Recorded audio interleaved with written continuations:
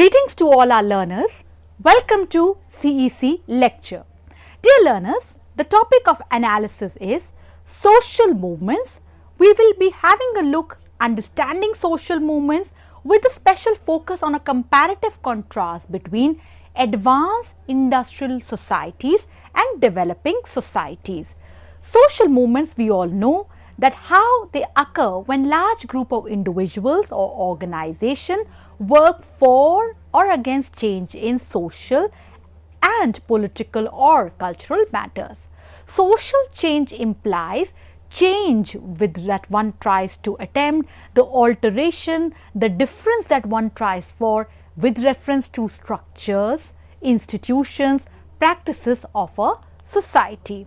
Today what we see here is that from environment to workplace issues to political sphere to peace and other related aspects, there are several domains with respect to the modern society where social movements are active. When we try to understand social movements, it is very essential to be for us to comprehend that there are various perspectives in order to underline the reasons for social movements, namely relative deprivation or the idea of resource mobilization or with reference to cultural narrative. Now, seen in this regard, we shall now try to have a comparative insight with reference to social movements that are there for advanced industrial societies and the developing societies. We all know that industrialization and modernization, they pave way for development, and this leads to a contrast between societies that were pre-industrial and agrarian and with respect to societies in the present time that are witnessing factory-based production, achievement of great education, improvements in productivity, technology, urbanization, which are the hallmarks of advanced industrial societies. When we see that the degree of all these aspects with reference to technology, with reference to economic development is present on a lesser scale, we connote those societies as the developing societies.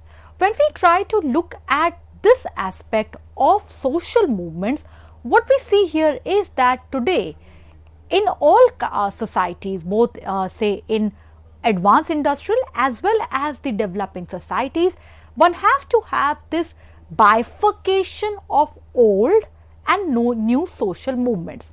We all know that the idea of old movement, that is coming from the Marxian analogy, namely trying to look at history and causes from the reference point of view of class as a unit of analysis and class struggle defining the narrative of the churnings. The new social movements as described by the theory regarding social movements, it posits that the advent of the post-industrial economy resulted in a new wave of social movements which are distinct from those social movements arising during the industrial economy. For example, at the time when industrial revolution was taking place, the issue of social movements was about division of economy into haves and haves not. But once the process of industrialization and related aspects of capitalism and neoliberalism established in society, in the post-industrial economy, the issues are multifaceted, the issues are diverse.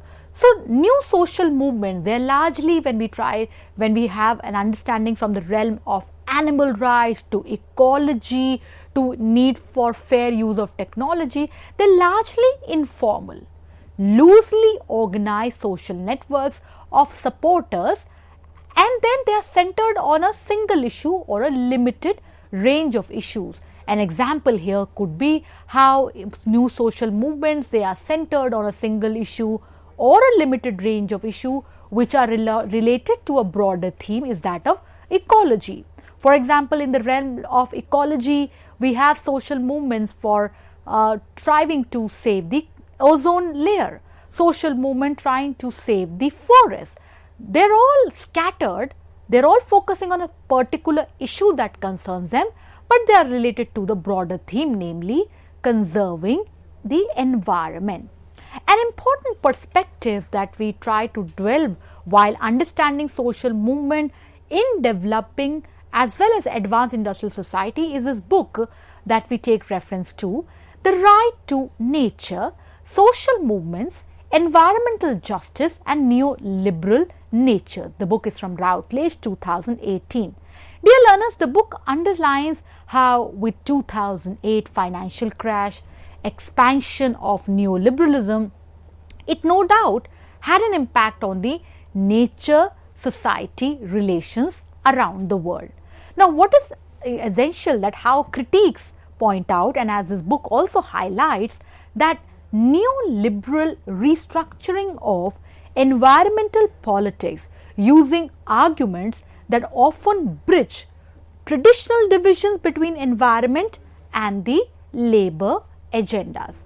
The book presents to us some important questions and aspects in its explanation, namely that environmental social movement, the struggles, they document the social ecological impacts of the neoliberal attempts to exploit non-human nature in the post-crisis context and to analyze the opposition of emerging environmental movements and their demand for a radically different production of nature based on social needs and environment justice. So, what we see here is that social movements today, when we try to look at from the perspective of advanced industrial societies and the developing societies, somewhere they, when we look at the new social movements, today environmental justice, if we take as a case study, they present to us this very important aspect that how it challenges the traditional divisions that we have put forward. And this challenging of the traditional divisions also comes from how neoliberal policies, they lead to restructuring of the environmental policies. Taking our debate forward, while trying to understand that how there is a relation between participative democracy, increasing levels of participation and deliberation, and social movements with respect to the comparative analysis. Once again, in this comparative analysis, we shall try to draw insights both for advanced industrial as well as the developing societies. We take reference to this very important work by Derek Perdue, Civil Societies and Social Movements, Potentials and Problems. This book is from Routledge, 2007. Now, this book draws on case studies from a wide range of countries, namely Russia, Ukraine, Britain, Greece, Argentina, Germany, new Asian democracies. What we get here is that while trying to understand social movements and the degree of participative aspects, one has to look at key points, namely position of civic organizations between state and society in emerging forms of governance, geographic scales of social movement mobilization and actions from the local to the global, patterns of public trust and civic engagement that falls under the rubric of social capital. So, what we see here is that with reference to these aspects, the key points that comes forward from this very important work, Civil Societies and Social Movements, which tries to have a wide range of countries into analysis. One gets the sense that both for advanced industrial societies as well as for developing societies, the degree, namely with reference to what is the position of civic organization between state and society, what are the patterns of public trust and which its impact on emerging forms of governance, these aspects are important to be analyzed while putting forward the argument that how social movements in both different kinds of societies contribute to participative realms in democracy. Another important aspect is what we pointed out, that with this division between old and new social movements, one has to underline that how there are changes with respect to dynamics of the class.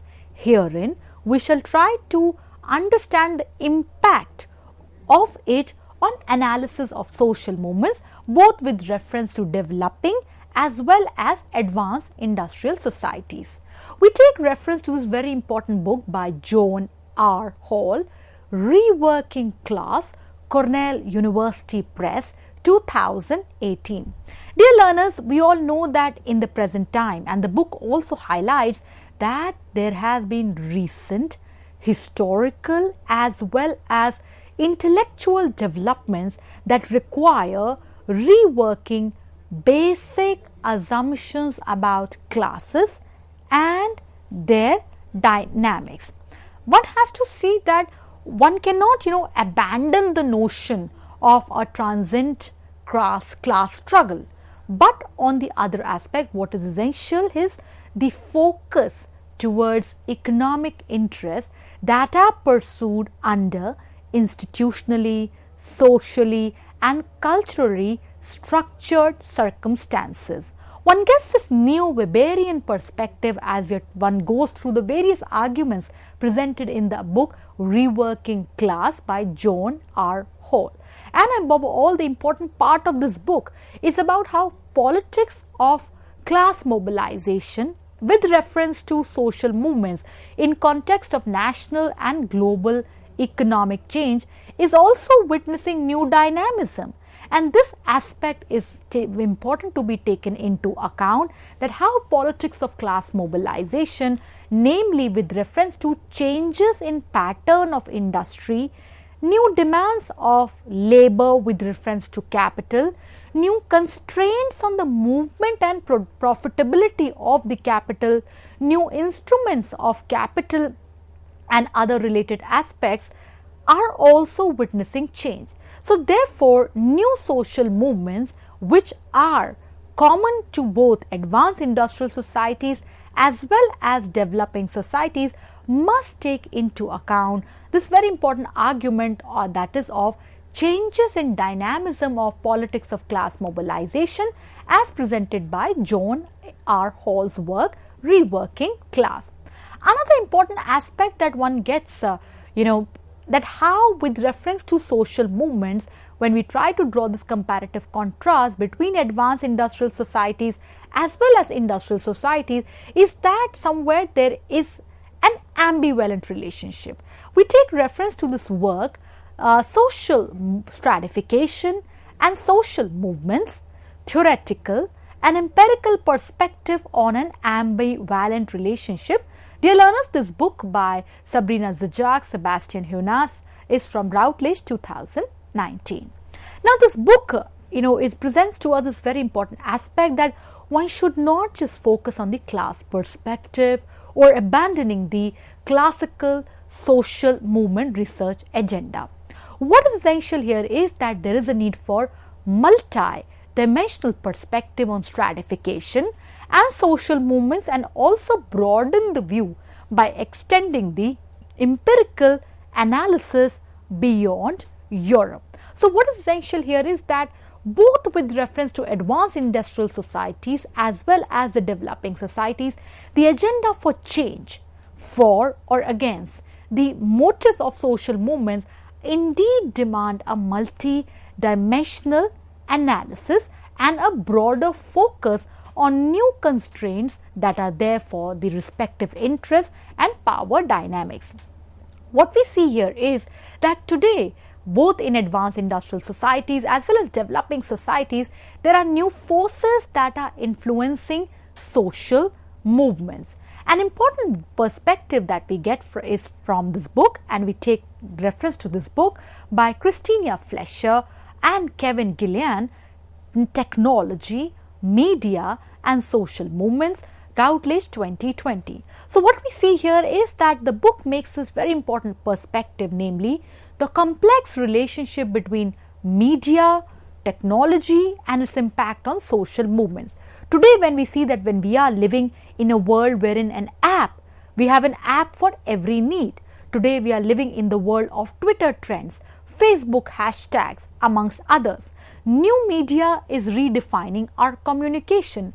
So, in this changes with reference to the communicative aspect that is are there with us as a context, the relationship between technology and various players of the social movements indeed demand an analysis. And both what we find here is that with reference to advanced industrial societies as well as developing societies, technology is playing a new important role. Technology is hailed as a new power currency. Technology has a bearing on the respective interests of nation states both as domestic as well as global level. In that realm, technology is proving as a boon also, namely in terms of democratization of structures of information, facilitating work, taking the economic leap. But on the other side, there is a bane also, namely today how when we look at, for example, a case study of digital inclusiveness, right from advanced industrial societies as well as to developing societies, there is a case for increasing digital presence. For example, the leap from 4G to 5G today is the defining cause of the trade war, and this leap with reference to changes in dynamics of technology have a bearing both for advanced industrial societies as well as for developing societies. Then when we are trying to understand social movements, human rights indeed are also very important to be underlined. Dear learners, we take reference to this very important book, The Human Rights Enterprise, Political Sociology, State Power and Social Movements. This book is by William R. Maline, Devita Glassberg and Bandana Purshastya from John Wiley and Sons, 2015.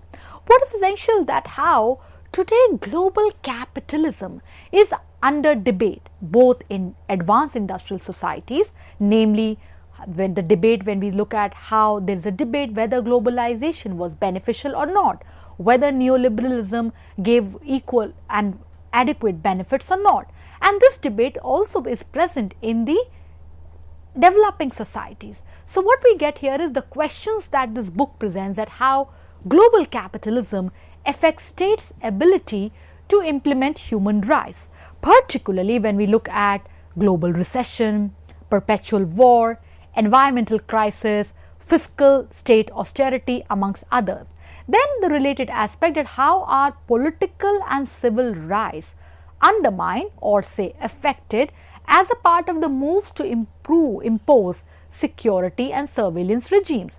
And most important, the focus that how global neoliberalism and the powerful new non-state actors from international organizations to NGOs, economic actors, new financial institutions, they affect states' ability and the likelihoodness to enforce human rights standards. So this has a bearing on the related processes of social movements also, because human rights is often the language of solidarity that binds social movements together.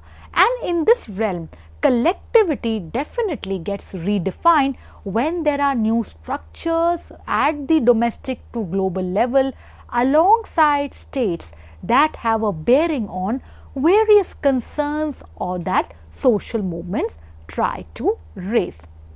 Another important aspect that comes forward is as we take reference to this work, Social Movements, the Structure of Collective Mobilization, University of California, 2019.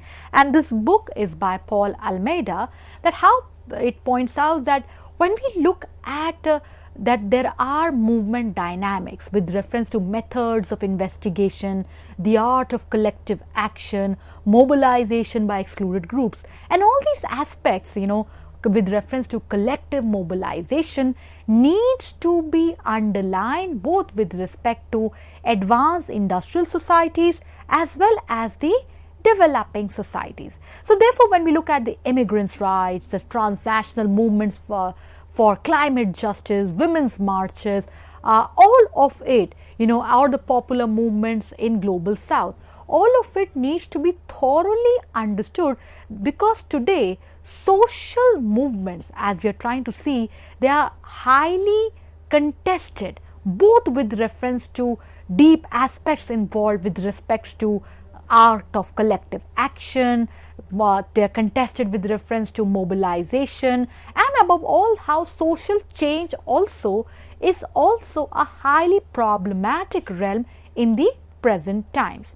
Another important work, as we are trying to understand that how social movements could really coalesce together on a common agenda with respect to diversity of social movements, we take reference to this work by Peter Joseph, The New Human Rights Movement, Reinventing the Economy to End Oppression. Dear learners, we all know, as this book also points out, that we are living in an interconnected world.